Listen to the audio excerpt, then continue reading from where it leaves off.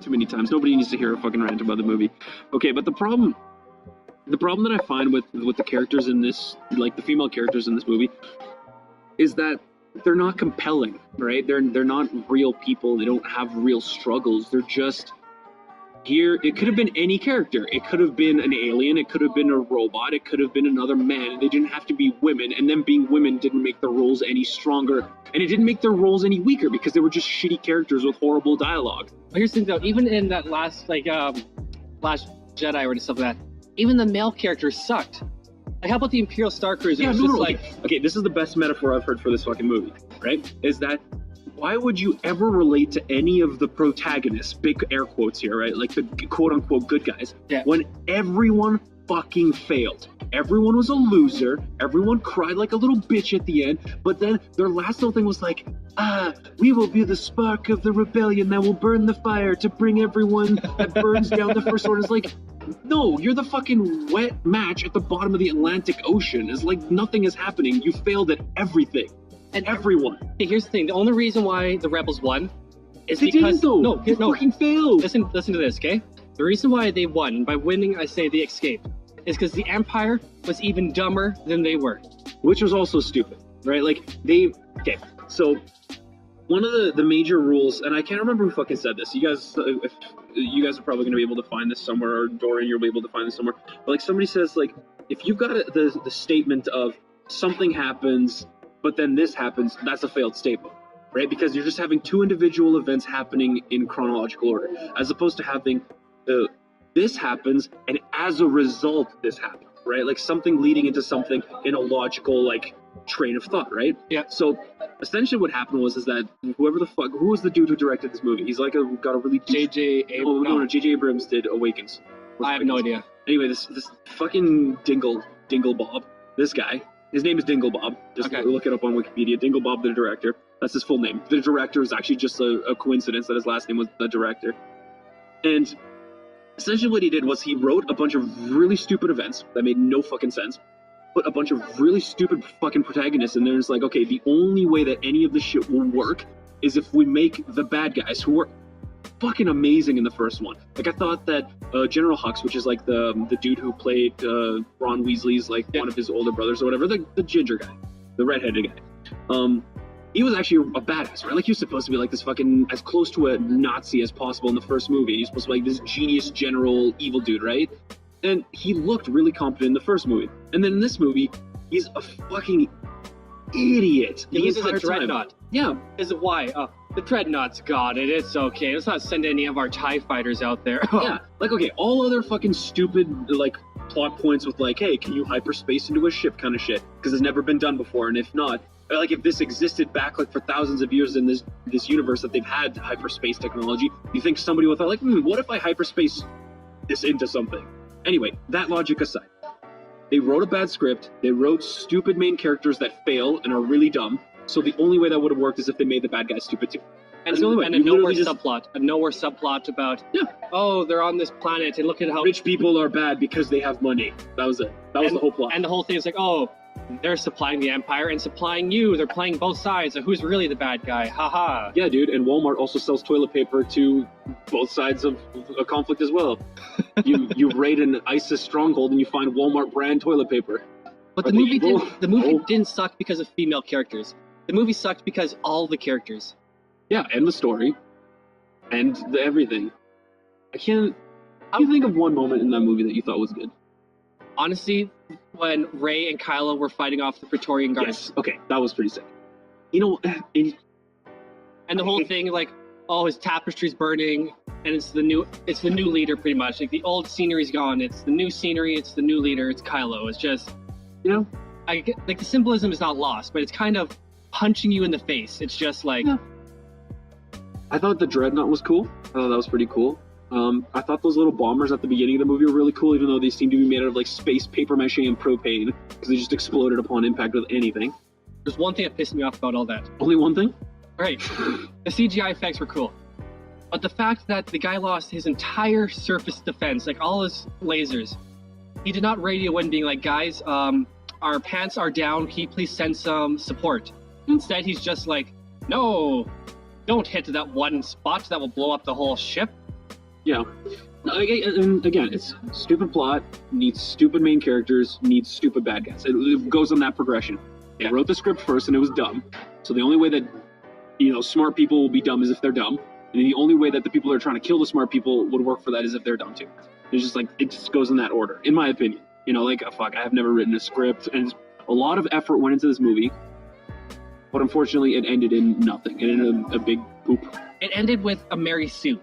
And that's it didn't end with a Mary not Sue. a sexist statement. She was a Mary Sue in the first movie. I know, too. but guys can be Mary Sues, girls can be Mary Sues. They're called... Anthropomorphic animals can be Mary Sues. Mary Sue is the female, a Jerry Stu is the male. There is a male version. But even Luke needed training. Anakin needed training. Yoda needed training. Here's a little side thing that a lot of people don't remember. If you look back at the original trilogy, do you know who the shittiest character in that entire thing was? And it wasn't shitty because this person was uninteresting. It was just shitty because this person was constantly getting their ass kicked and constantly saved by other people. Luke Skywalker. Luke fucking Skywalker. Yeah. They saved Han once in episode 6, technically but episode 3. Even he needed training to move a boulder. And then here comes Rey. It's just boulders fly. And just oh my god. Technically speaking, with her doing that right away, shows that she's more powerful than Luke. That she was more powerful than Anakin. Yeah. She is level. That's when you play a free-to-play game. She's walking in there as the paid-to-win player, wearing all the maxed-out stuff, and everybody else is I'm gonna play this just for the story. Oh, I got next to nothing. Yeah, and you know what? Just going back to how we started this whole little rant, the thing that absolutely just fucking just burns my biscuits is that they have the audacity of taking this turd of cinema, serving it to us as this AAA film that everybody was anticipating. Nobody went into this film going I can't wait to hate this movie. Everybody wanted to love this movie. I wanted to love this Everyone movie. wanted to, right? I was you know what? There's after the honeymoon period of The Force Awakens, okay, it had some problems. Everyone started to see the glaring problems with how overpowered what's her name? Rey? Ringo Starr, what's her name? Well, the main character. Rey, Stingray, how powerful Stingray was. I wanted to find out her parents. That was it. Yeah, and they took a shit on that too. Apparently, I think his name is Ryan Jansen. That's the director dude, the guy who called Dinglebob. He said that he was subverting expectations. He pretty much killed off Snoke because too many people had theories about him. They said that Rey's parents were just a bunch of drunken idiots because everyone had all these theories about her being a descendant of Obi-Wan Kenobi.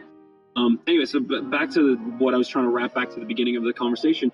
They have the audacity of taking this turd of cinema, serving it to us as an amazing film, and then being wait, it's not our fault, it's your fault for being sexist, right? The reason why you don't like this movie isn't because of shitty plot equals shitty characters equals shitty bad guys. It's because you hate women. Here's something funny. On Twitter, I put a ranking of my top 3 Star Wars movies, and right underneath it was my top 3 worst. My top 3, Rogue One, Episode 4, and then you're going to hate me for this, but Episode 3. High five. I actually hate you because you didn't say Episode 3 first. Episode 3 is by far the best Star Wars movie. The top 3 that I hate was The Last Jedi. Yep. Episode 1. Yep. And then the Christmas special.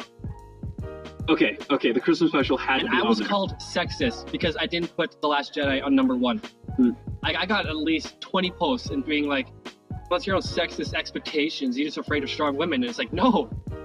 Considering the fact that your favorite movie has a main female lead is fucking hilarious. And okay, a lot of people are saying that Rogue One is the best Star Wars movie and all this stuff just because it has a darker tone, right? Even George Lucas in his interviews about his recollections of making the original trilogy said that he came to terms with the fact that the first trilogy, the episodes 4, 5, and 6, were meant for children, right? And episodes 1, 2, and 3 were still made for children, but they're a little bit darker, right? You had this dude killing kids and Anakin's stuff like that. mom. Oh my god, that's dude. dark. She was essentially raped and murdered. Raped and tortured. And then died. Yeah. And then he kills an entire group of people that I'm assuming are meant to somewhat resemble a certain group of people in society. But yeah, okay, so Rogue One was a little bit darker, and I think that's why a lot of people liked it. But like we were talking earlier, I found that I didn't care for the characters until right before the end, and then they just killed everyone.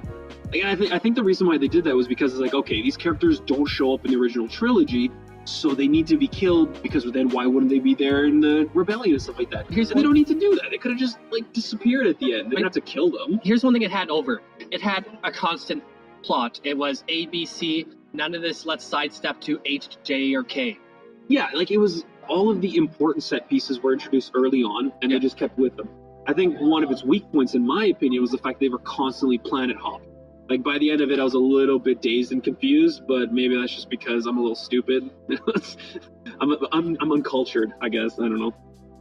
I wouldn't put Rogue One in my top 3.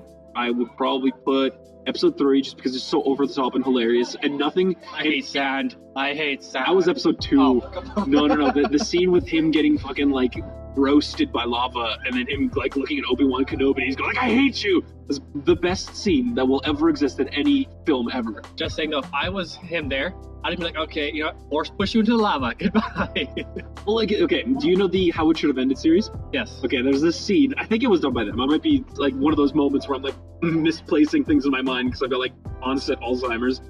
But I remember them doing like how that battle should have ended. And he goes like, "Anakin, I have the high ground. Don't even try it." And he goes like, "Yeah, well, I have lava throw." And then he just starts throwing Force throw, like lava throw. And then Obi-Wan's just like, "Stop it, Anakin, stop it." So, yeah, that scene could have been done differently. It was a little bit rushed. The best version, like, okay, the fan edits are phenomenal. If you guys have ever seen them on YouTube, where like they'll make like a 3-hour movie out of all the prequels and cut out all the stupid shit.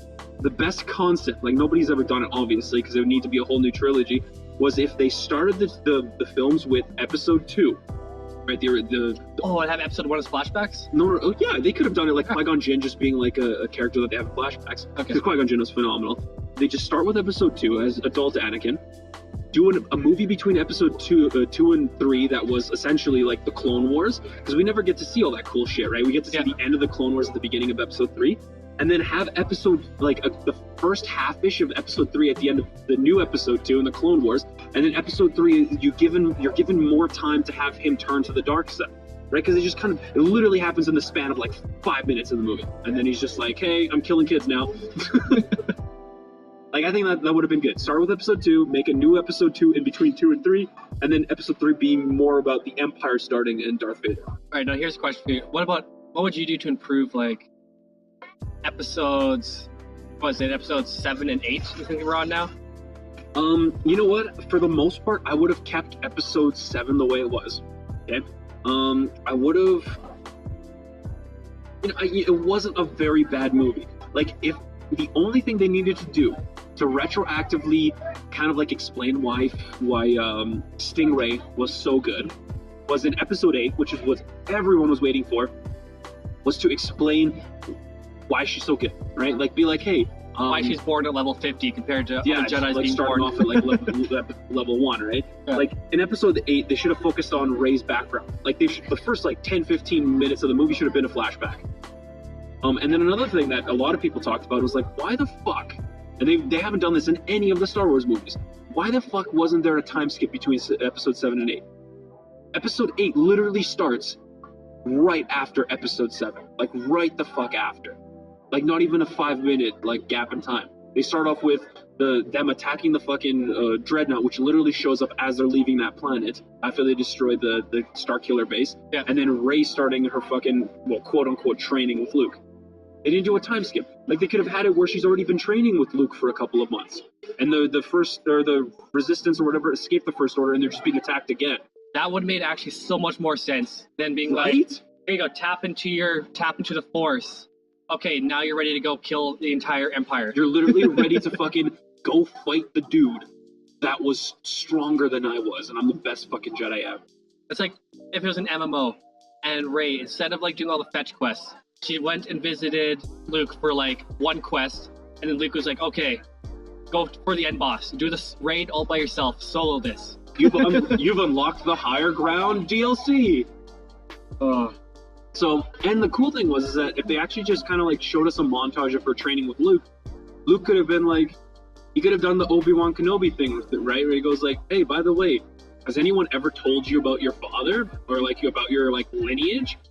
And they'll be like, no, I don't know anything about it. It's like, I've been sensing you having like a really strong connection to the Force. And I keep having like Force visions of Obi-Wan Kenobi. I think you might be related to Obi-Wan Kenobi or anything like that. It could have been anybody cool. Like, for all we know, she could have been like the interracial love child of Mace Windu and somebody, right? I would actually watch an entire like Star Wars story of just Mace Windu. He was the great Jedi. Him and Obi-Wan were the great Jedis before there were great Jedis. He was the greatest. The taco. He was the greatest swordsman that the Jedi Order ever had. But do you know why, though? Why? He used a Forbidden Force technique that tapped into his dark side. So essentially that would make him a gray Jedi. Yeah. Right? He was a little bit of both. Because he could tap into the dark side without it overpowering him. So that's actually how he was able to repel the light, like electricity and stuff back. He was just like, bitch, I'm absorbing this. Like, exactly, right? Like, everyone else got fucked, right? Like, the other three dudes, a lot of people don't realize they were Jedi Masters, right? Like, they were on the fucking Council of Masters. I think most of them. At least Kit Fisto, I think, was. Like, the green dude. The dude's name is fucking Kid Fister. That's so horrible. Anyway, so, yeah, that's why the other dudes got fucked, but he was okay, and he kind of, like, almost... And if Anakin wasn't there, he would have killed the Emperor. He would have done it. Yeah. He would have won.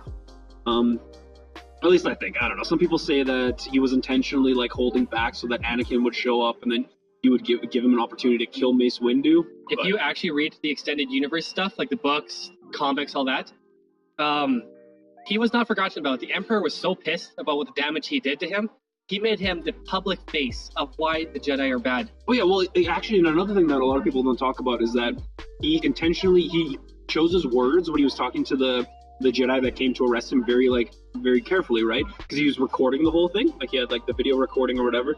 And that's why he said like it's treason then, right? Because if you look into it, technically being a Sith wasn't illegal in the Republic. Like you could be a Sith and run for office or whatever. So just based on the law, he wasn't doing anything illegal. What he was doing illegal was funding both sides of the war and having like billions of people across the galaxy die because he wanted to gain power. It's pretty much kindling the conflicts to come. Like, yeah, he's kind of like the equivalent. He's kind of like what they were trying to do in Episode 8 with the whole like, hey, these rich people are funding both sides. But he was actually doing it for evil as opposed to just being rich. He was like pretty much Winston Churchill mixed with Hitler, and mixed with Gandhi from Civilization 4 on highest difficulty. Okay, so this rant's already going on for like almost 20 minutes or whatever. So, just to answer your initial question, I think the reason why Episode 8 was such garbage was because I don't have a problem. I've never had a problem with having ridiculously overpowered characters. Just give us a reason why, right? Give us a reason why, and then the best way I think that you can write conflict for characters that are seemingly unstoppable is if you come up with a good reason for why they're so powerful, use that reason to create conflict and struggle in the future, right? Like, Superman, for instance, the fucking stupidest, most OP, most poorly written character ever, but everyone fucking loves him because he's the orphan that doesn't have a people anymore, right? Like, the reason why he's so powerful is because he's a Kryptonian, but he's got no other Kryptonian homies, right? And that makes him sad, and it makes him like, hey, who do I relate with? Because I'm not human, but I have no other Kryptonians, right? Here is, sorry to interrupt you, but one thing... That's all I had to say. One thing, oh, dude, that's annoying. The one thing I hated most about that movie, no matter how dark or how bad things got, I never felt any sense of urgency or threat. Because whatever happened, the rebellion... We're talking about Batman vs. Superman? Oh, last Star Wars movie. Because my mom's name is Martha as well, just so you know. But no matter how bad things got in The Last Jedi, there was never a feeling of shit's hit the fan and they're in danger. They always had some kind of trump card. It was always, I would like to say, rabbit feet. Like they had every pilot, like every main character there, you knew they were going to live. Yeah. Even the whole thing, like, oh my goodness. And like, okay, they do. And the funny thing was that they proved to us in The Force Awakens that they don't have to follow that stupid cookie cutter rule of, hey, if you're in a room with the main character, you're going to be fine because main characters never die, right? Yeah. Like, one of the biggest fucking twists, if not the biggest, of The Force Awakens was that they killed fucking Han Solo, right? Like, and apparently in the original series, Han Solo was supposed to die in the second movie because they didn't know if they wanted to have him around for the contract for the whole series. But, like, the fact that they killed fucking Han Solo, one of the most favorite characters ever, showed that, hey, any of these characters could die at any point. And you didn't get that feeling at all in the second movie. I never felt scared for the rebellion. Even when they, quote-unquote, lost all those people, it was just like... Well, I never saw them. Who fucking cares? Those ships could have been empty for all I care. Yeah. But that's it. We're almost at 20-minute mark, so... Yeah. I'm Dorian J. This is MasterFeja. Did you say goodbye to? No.